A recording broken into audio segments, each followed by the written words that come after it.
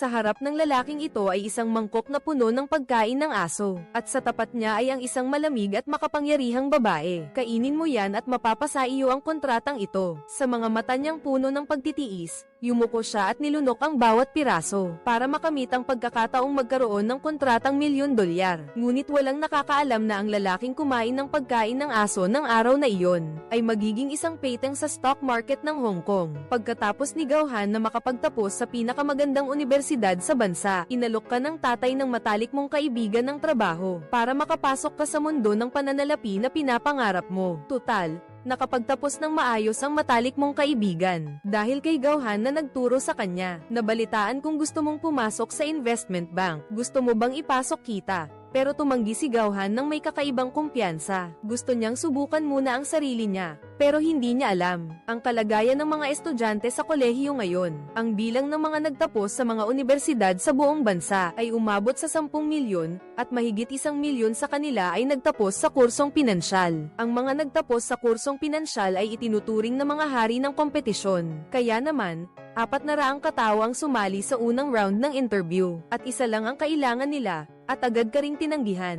Maaari na kayong umalis. Salamat. Kasabay nito, sa New Energy Company, tinatalakay ng Sheneng ang isyu ng kooperasyon pagkatapos ng listahan kasama ang Lanshi. Ang chairman ng Sheneng ay si Chairman Suo, ang tatay ng matalik na kaibigan ni Gauhan, ang CEO ng Lanshi. Sinisiguro ni Huang Yi na susuportahan niya ng buong puso ang paglilista ng Sheneng. Ngunit sa proseso ng pag-unlad, dahil sa isyu ng pagpirma ng kasunduan, hindi pa makapagdesisyon. Kailangan pa ring pag-isipan ni Chairman Suo. Sinamantala niya ang pagkakataong ito para humingi ng pabor kay Huang Yi. Gusto ko sanang magkaroon ng trabaho dyan sa inyo. Pwede ba? Bagamat napakataas ng pamantayan para makapasok sa Lanshi, pero si Chairman Suo mismo ang nagbukas ng usapan. Hindi naman siguro problema yan.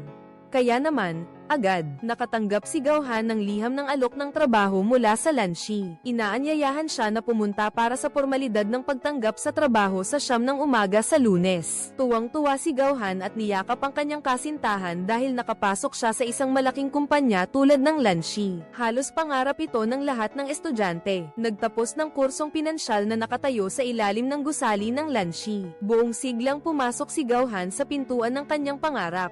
Siya si Gauhan, ang bagong trainee. Ngunit sa pagtingin sa kanyang ordinaryong resume, hindi talaga nakikita ni Huang Yi na mayroon siyang anumang espesyal na talento. Kaibigan ko at ng anak ng chairman na si Suo Feng sa universidad. Dahil hindi naman direktang koneksyon, hindi rin masyadong gustong makialam si Huang Yi. Sinisiguro lang niya na maayos niya ang iyong pag-intern sa Lanshi. Pero kung gaano kalayo ang mararating mo, depende na sa kakayahan mo. Ang manager ng investment department, si Mike, ang nagtuturo sa lahat ng bagong nakapasa sa interview. Ang sabi nga'y pagtuturo, pero ang totoo'y pagpapalakas ng loob. Kung magaling ka, madali mong malalampasan ang hadlang sa antas ng pamumuhay. Pero kung hindi ka magaling, sisipain ka palabas. Humanap ka ng sarili mong paraan para mabuhay, parang sinasabi ito kay Gauhan. Tinawag ni Mike si Gauhan sa harap ng lahat. Kahit may malaki kang kliyente na ipinakilala sa akin, kaya kitang itapon sa basurahan. Dahil sa masamang loob, gusto lang magbanyo ni Gauhan. Pero hindi rin naging madali. Pwede bang ipagamit ng lalaki na ito ang kubol na ito kay Todd Chong? Sanay na si Todd Chong sa kubol na ito. Hindi siya makaihi sa iba. Nagpakilala ang lalaki. Ako nga pala si Todd Chong. Tinatawag nila akong Master Chong. Itinuturing na isang propeta, ang pinakamalakas na tagahula sa industriya.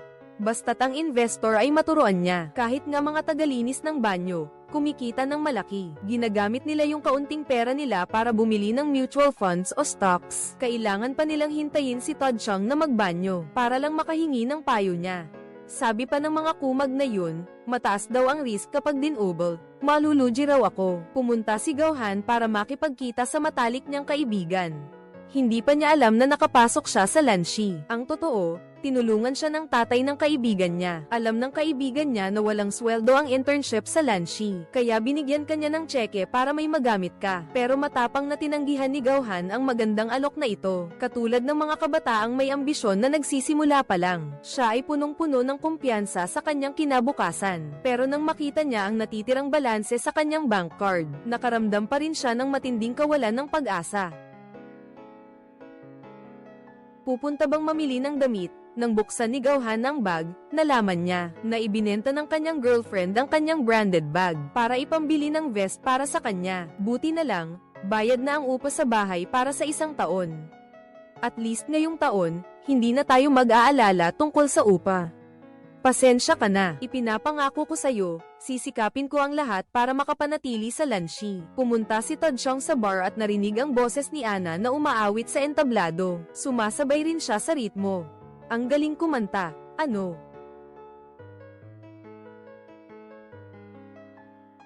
Oo nga, nag-usap ang dalawa ng bahagyang lasing, nagbibiruan at nagsasabihan ng totoo. Buti na lang at hindi tayo nagpakasal noon.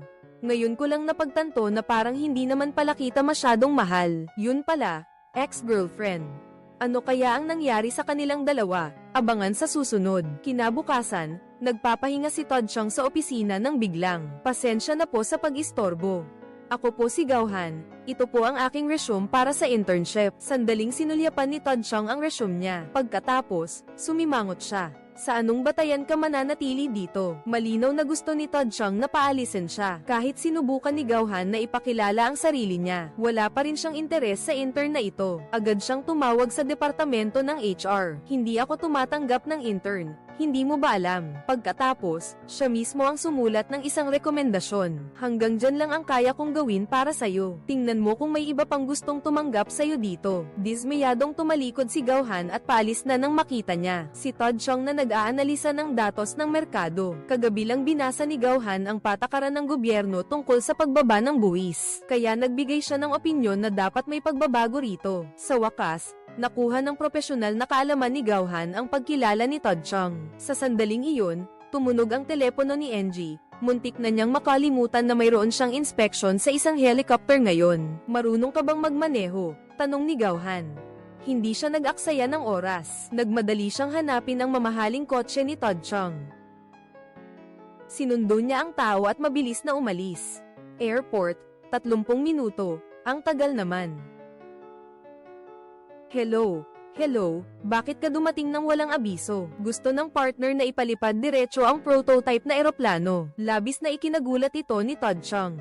Si Lanshi, bilang taong ganap na autorisado ng bumibili sa China. Siyempre, ayaw kong dahil lang sa bagong partner, minaneho lang ng 1 beses. At simpleng inspection lang, hayaan na silang umuwi agad. Masyadong hindi siyentipiko ang paghusgang ito. Pwede kang maghanap ng taong magtatanggal ng bawat parte para ipakita sa'yo. Ang resulta, ginawa nga ni Todsyong.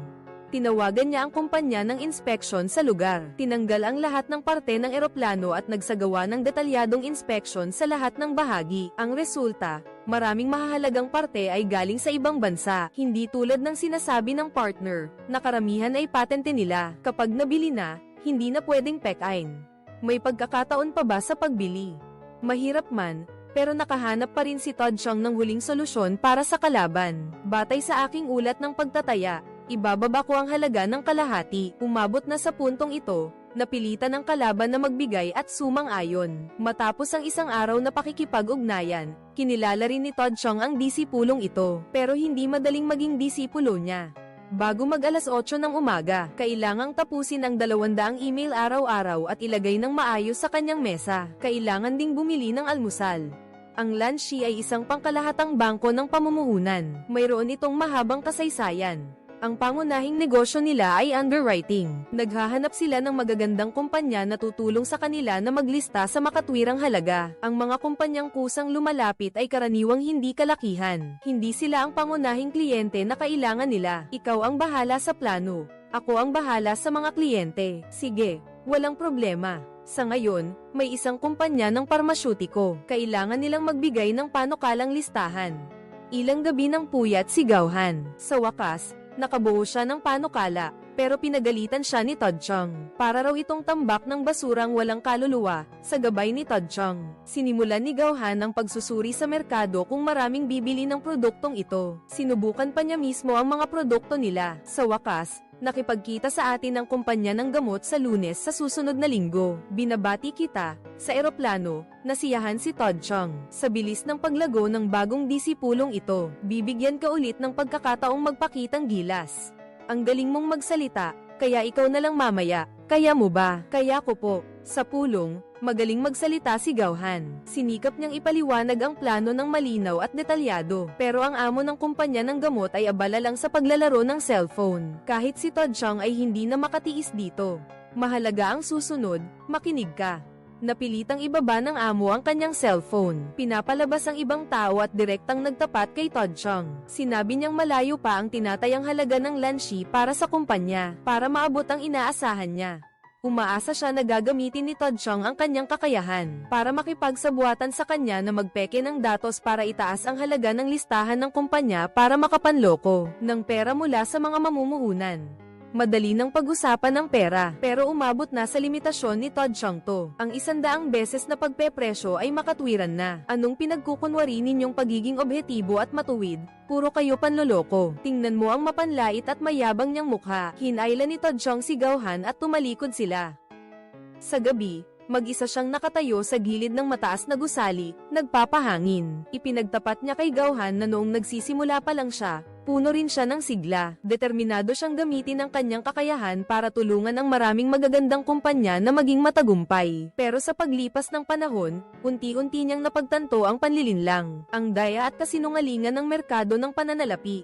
Ang merkado ng pananalapi ay parang isang sag-alan. Halos lahat ay nandadaya. Maraming kumpanya at mga kumpanya ng garantiya ang nagkakasabwat, nagpapataas ng presyo bago maglista at pagkatapos ay nag-uubos ng pera ng mga mamumuhunan. Salungat ito sa orihinal na intensyon ni Todd Chang nang magsimula siya sa kanyang karera. Pero kung papalsipikahin ako, hinding-hindi ko kaya. Bigla niyang binago ang tono at sinabing iyon ay personal na estilo lang niya sa pagtatrabaho. Kung gusto ni Gauhan na mabilis na umangat sa Lanshi, basta tulungan mo lang na maging matagumpay ang paglilista ng kumpanya ng gamot na iyon. Magiging maayos na ang lahat para sa iyo sa hinaharap. Hindi na nag-isip si Gauhan. Itinapon niya agad ang calling card ng kumpanyang iyon. Para ka rin kay Todd Chang noong nagsisimula pa lang siya. May limitasyon ka rin. Kung hindi, maraming mamumuhunan ang mawawalan ng lahat ng kanilang ari-arian. Magpapakamatay sa pagtalon mula sa gusali. Sa kabilang banda, ang general manager na si Huang Yi ay mortal na kaaway ni Todd Chang. Lagi niyang sinusubukang paalisin ito, ngunit tila hindi siya makahanap ng anumang kahinaan sa kanya. Gagamit ako ng ilang paraan para pigilan ang pag-asenso niya. Isasabay ko sa plano ng kumpanya na magbawas ng empleyado. Simula noong nag-usap sila sa rooftop, tinanggap na talaga ni Todd Chang si Gauhan bilang kanyang disipulo at isinasama kahit saan. Sinisikap niyang bigyan ito ng mas maraming karanasan para balang araw, maging isang mahusay na taong kayang tumayo sa sarili niyang mga paa. Nakipagkita sa atin ang kumpanya ng pagkain ng aso't pusa sa susunod na linggo. Yes, pagkain ng aso't pusa. Gauhan, gumawa ka ng plano agad. Samantala, si Todd Chang naman ay inaalam ang mga hilig ng may-ari ng kumpanya. Mabilis na dumating ang araw ng pagkikita nila ni Gauhan. Ibinigay niya rito ang planong pinagpuyatan niya. Pero hindi man lang niya ito tinignan at basta na lang itinabi. Hindi niya nakita ang sinseridad ni Gauhan. Pero nakita niya ang abs nito sa ilalim ng kanyang vest. Mayroon siyang amoy. Amoy ng pagiging bata. Mamaya, pumunta ka sa bahay ko at pag-usapan natin ng mas detalyado ang tungkol sa plano ng paglilista. Pabalik na. Nagbibiruan pa kayong dalawa. Sabi niyo, malakas pa naman daw si Master, kaya siya na lang daw ang umalis. Nang gabing iyon, dumating si Gauhan sa usapan sa tamang oras, dumaan sa malawak na sala. Nakita ni Gauhan ang babae. Mag-ara ang pananamit niya. Sadyang ipinapakita ang kanyang alindog bilang isang may edad na babae. Nagkunwari na lang si Gauhan na walang alam. Niloloko mo ba ako?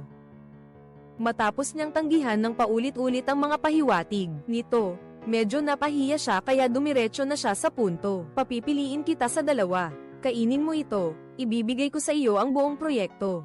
O kainin ako, o ipagkanulo ko ang girlfriend ko. Isang banda yun, tapos ang isa naman ay year-akan ko ang pagkatao ni Gauhan. Pinili niya ang huli, siya na hindi pa nasesire ng pera at kapangyarihan. Kinain mo ang isang buong mangkok ng dog food. Ang resulta, hindi pa rin siya nasiyahan hanggang sa kinain mo ang lahat ng dog food sa sahig. Sa wakas, pumayag din siya. Sige na, tama na.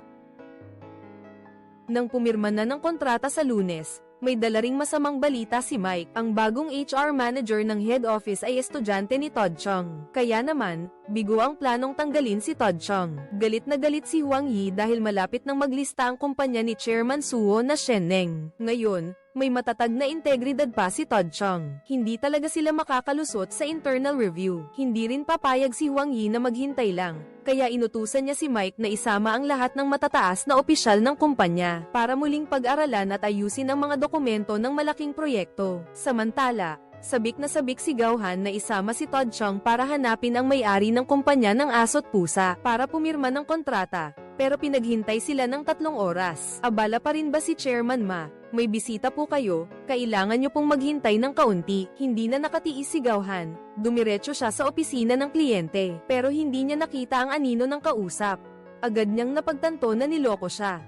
Hindi na siya naghintay. Nabalitaan kung ipinasa na ni Chairman Ma ang proyekto kay Lilei. Dahil hindi siya makapapayag, dumiretso si Gao-han sa mansyon niya. Pero dahil hindi siya pumirma ng liham ng pangako, wala rin siyang magawa sa kanya.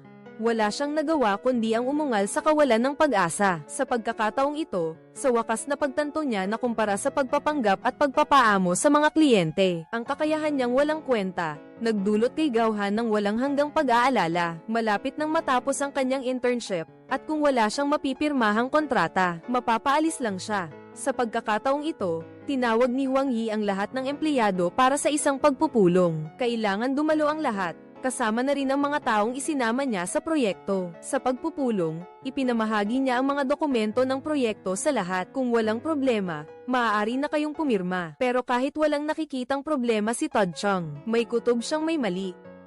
Kaya hindi pa rin siya pumipirma, ginagamit ni Mike ang lahat para gipitin siya. Pinaparatangan siyang kinakalaban niya ang lahat, pero wala talagang pakialam si Todd Chong sa inyong dalawa.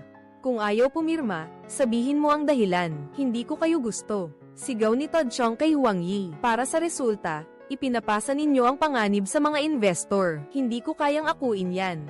Hindi ko kaya yan. Hindi sumuko si Hwang Yi. Humarap siya sa paboritong estudyante ni Todd Chong. Bihira ang pagkakataong makabawi sa buhay. Ipinangako ni Hwang Yi sa'yo na basta mapapirma mo lang. Si Todd Chong sa mapanlinlang na kontrata ng negosyong ito. Sigurado raw na gagawin ka nilang regular na empleyado 100%. Dagdag pa, bibigyan ka pa raw nila ng malaking apartment. Pagpili ng desisyon na magtatakda ng kapalaran pagdating sa kumpanya. Sinabi ni Todd Chong kay Gao-han ang problema sa kontrata. Ang hindi makahanap ng problema sa datos ang siyang problema. Nagtataka si Gao-han kung pumirma na ang buong kumpanya, hayaan na lang daw sila. Sila na rin ang mananagot kung may problema. Hindi ito problema kung sino ang may kasalanan. Ito ang prinsipyo ko. Kaya pagkatapos, inutusan mo si Gao-han na magsagawa ng malalimang pagsusuri. Ang matulungan si Lan Shi na maiwasan ang malaking panganib ay isa ring tagumpay. Naiintindihan mo ba? Sa pagtanggap ng utos, agad na nagsagawa si Gao-han ng on-site na pagsisiyasat sa kumpanya ng proyekto. At natuklasan nga ang ilang problema roon. Alam ko nang may malaking problema. Magaling. Pero noong pipirma na sa ulat ng investigasyon, palihim pa ring pinalitan ni Gao-han ang huwad na kontratang iyon, at matagumpay niyang nakuha ang pirma ng master para kay Hwang Yi. Si Gao-han, na dating binaygo ng lipunan, ay nagpadaig pa rin sa pagnanasa kaysa sa kanyang konsensya. Siya, na hindi umiinom, ay lasing na lasing nang iabot niya ang kontrata kay Hwang Yi. Nagbigay pa siya ng isang kahilingan ng pirmahan ng kontrata. Gusto kong naroon sa pulong kapag napagkasundoan na ng dalawang panig ang lahat. Biglang inilabas ni Gao-han ang kanyang malalimang ulat ng pagtatasa, na nagpapakita na maraming problema sa kumpanyang HC. Ang pirma ni Todd Chong, lumalabas, noong isang gabi. Pinalitan ni Gao-han ang pahina ng pirma. Ngayon, ang ulat na ito ay kumakatawan sa paninindigan ng kumpanya. Agad na naunawaan ni Hwang Yi ang layunin ng aksyon na ito.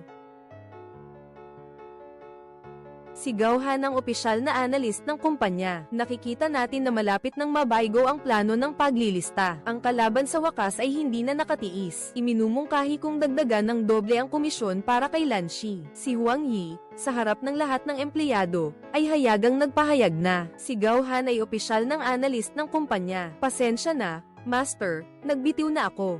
Si Hwang Yi na ang master mo. Dahil sa pagkabahala, dumalaw si Todd Chong sa puntod ng dating biyenan. Naalala ko ang anibersaryo ng kamatayan ng tatay mo.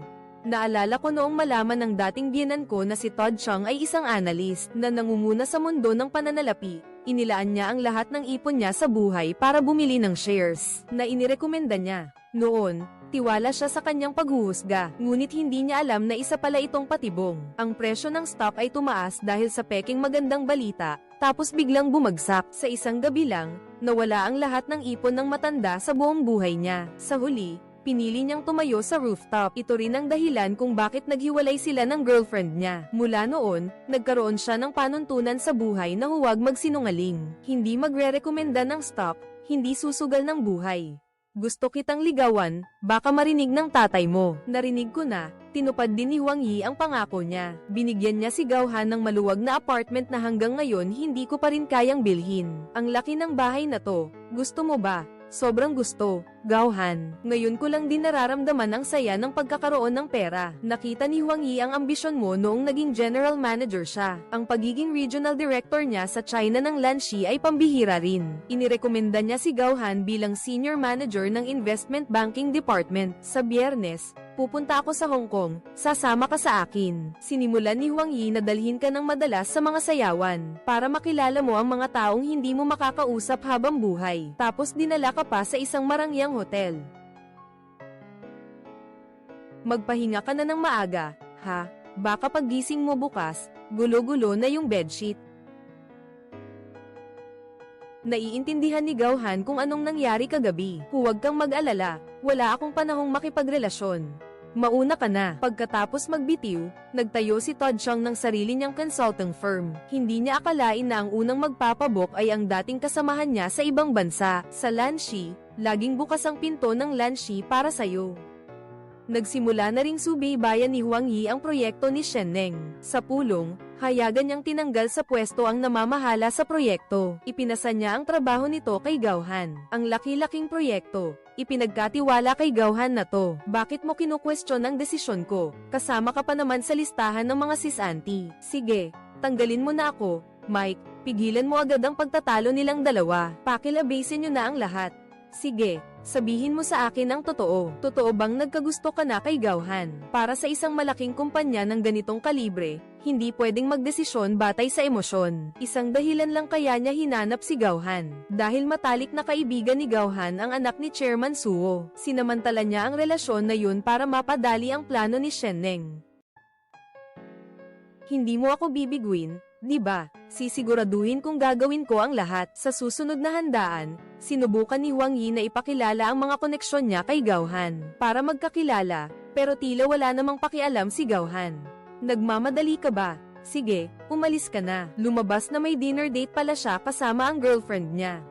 Pag-uwi ni Gao-han, naghihintay sa sofa ang girlfriend niya at nakatulog. Sawa na siya sa mga araw na nag-iisa sa loob ng walang lamang kwarto. Ngayon, halos hating gabi na umuuwi si Gao-han araw-araw. Nang makita niya ang cake sa mesa, basta na lang niyang sinabi, "Maligayang kaarawan. Ang birthday ko ay noong unang linggo ng buwan, ngayon ang birthday mo." Sa kabilang banda, ang relasyon ni Gao-han ay dumaranas ng krisis. Samantala, si Todd Chang naman ay tila nakakaranas ng ikalawang pagkabata. Pinag-uusapan nila ng girlfriend niya na magkakaroon sila ng isang romantikong paglalakbay sa isang lugar na walang signal, walang tao, walang anumang makakaabala. Si Gao-han ay nakipagkita rin sa kanyang dating kaibigan dahil sa proyekto. Ayos, ang bilis mo.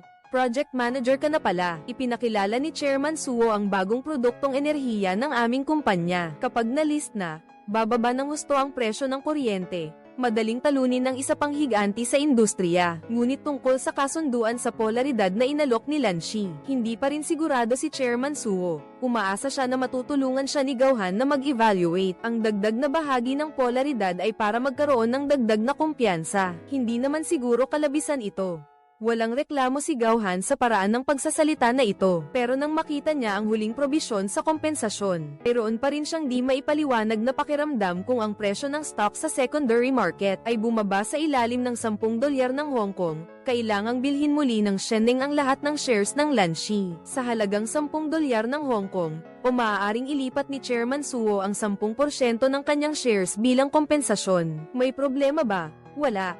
Binago na ni Gao-han ang unang bahagi ng kasunduan para maging mas favorable sa Shen Neng. Nakuha niya ang pinakamalaking kapital para sa kanila. Nasuri na ni Gao-han. Ang tsansa nating manalo ay 70%, pero ang pagtaya ay may panganib pa rin, kaya si Chairman Suo ay medyo nag-aalala. Kung ikaw si Chairman Shen Neng, pipirma ka ba? Oo, dahil nagtitiwala ako kay Gao-han. Sa huli, Pinirmahan ni Chairman Suo ang kasunduan sa pagtaya, ngunit hindi niya alam na nahulog na siya sa isang patibong. Dahil si Lan Shi, kasama si Mike, ay palihim na nakipagkita sa karibal ng Shenneng. Palihim nilang binili ang pangunahing supplier ng Shenneng, na maaaring magpahinto sa kanila sa pagsusupply anumang oras. Ang napakalaking multa sa paglabag sa kontrata ay maaaring bumagsak sa kapital ng Shenneng. Sa panahong iyon, sabay-sabay nilang ibababa ang halaga ng stock sa ilalim ng $10. Mawawalan si Chairman Suo ng Hong Kong ng 10% ng kanyang shares. Mawawalan siya ng ganap na kontrol, at sasamantalahin ito ng kalabang kumpanya. Lalamunin nila ang bago niyang teknolohiya, gagamitin ang kanyang pangalan para maglista. Sa lalong madaling panahon, nakapaglista na ang Shenneng dahil sa kanilang advanced na bagong teknolohiya sa enerhiya. Tumaas na naman ang presyo ng Shenneng, kahit delivery boy alam yan. Ngayon, lahat sa financial district bumibili ng Shenneng. Kung bumibili ang mayayaman, siguradong hindi tayo magkakamali.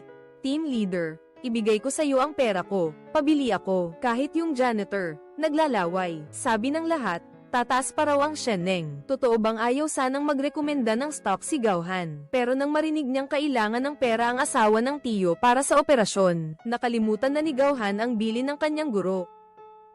Hindi pa raw maituturing na mahal ang Shenneng ngayon. Gets ko.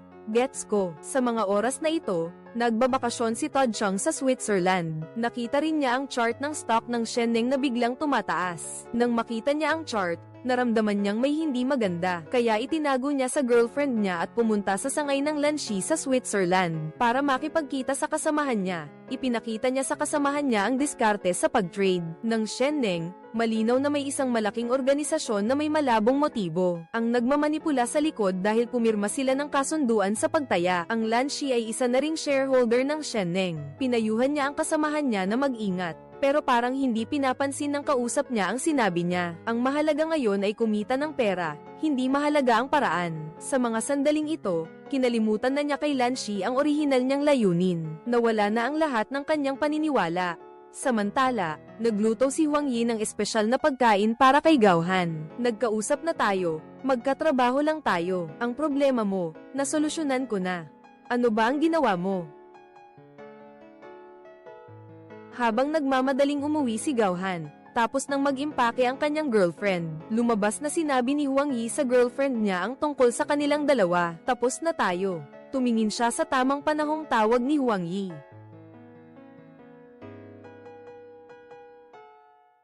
Nasira siya at binasag ang kanyang telepono. Ilang taon na ang relasyon nila ng girlfriend niya. Hindi mo pwedeng basta kalimutan si Gauhan. Nagmamadaling nagmaneho para hanapin siya. Sa huli, naaksidente siya. Kasabay nito, si Mike at ang iba pa ay kumilos na rin. Ang kumpanyang nagbibigay ng teknolohiya at mga materyales ay tuluyang itinigil ang pag-supply sa Shenneng. Direktang lugi ang Shenneng ng mahigit 10 bilyon. Hindi masukat ang hindi direktang lugi. Chief, tulungan mo akong ibenta ito. Nakahanda na ang report ni Huang Yi tungkol sa sinadyang short selling ng Shenneng at paghahanda nilang bawasan ang pagmamay-ari ng 4% ng shares ng Shenneng. Bukas, kailangan kong tiyakin na bababa ang presyo ng stock sa ilalim ng $10. Lahat ng pangunahing bangko nating kasosyo ay tumangging magpautang. Hindi rin sapat ang pera sa account para suportahan ang merkado. Nasaan si Gauhan? Nakapatay ang telepono niya. Hindi ko siya mahanap. Di nagtagal, lumapit din si Huang Yi at inilunsad ang kasunduan sa pagkontra. Tapos inanyayahan si Chairman Suo na ilipat ng libre ang 10% ng shares. Sa ngayon, bumibili ng malaking halaga ng shares ang ating mga kalaban. Malapit nang magbago ang may-ari ng Shenneng. Doon lang nalaman ni Chairman Suo na magkakampi pala sila. Pagkagising sa ospital, nakita ni Gauhan ang balitang ito. Kahit hindi pa gumagaling ang sugat niya, agad siyang pumunta sa kumpanya. So ginamit mo lang ako dahil may pera ako, ang sama-sama mo. Ngayon, magre-resign na ako. Doon lang din nalaman ni Gauhan na isa lang siyang pyesa sa kamay ni Huang Yi. Dahil sa galit, na-hospital si Chairman Suo. Si Todd Chang din, ikaw mismo ang nagpaalis. Nawala na ang lahat ng ipon ko para sa pagtanda nang dumating si Gauhan sa ospital, hinto na ang paghinga ni Presidente Suo.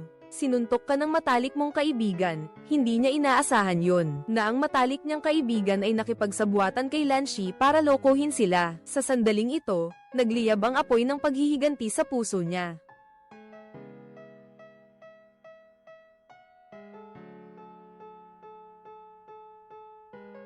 Pwede bang maantala ng kaunti ang schedule natin? May problema si Gauhan, kung hindi siya pupunta, tatalon daw ito. Hindi naman daw siya makitid na pag-iisip kaya pinabalik na lang si Todd Chong.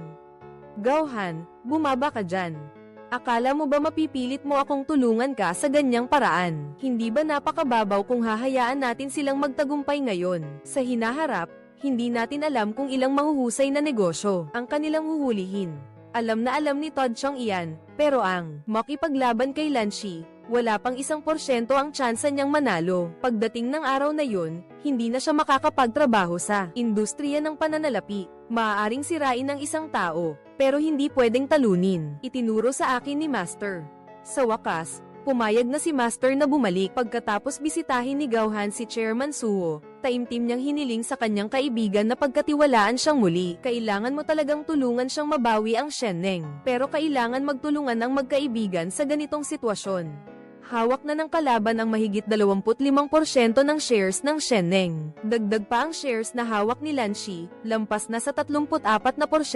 Para mabawi ang kontrol, binigyan ni Todd Chong ang kaibigan niya ng 2 opsyon. Pinili ko ito. Mataas ang tsansa manalo, pero malaki ang babayaran. Kapag natalo, tuluyang matatanggal. Maghiwa-hiwalay kayo. Hinanap ni Todd Chong si Mike.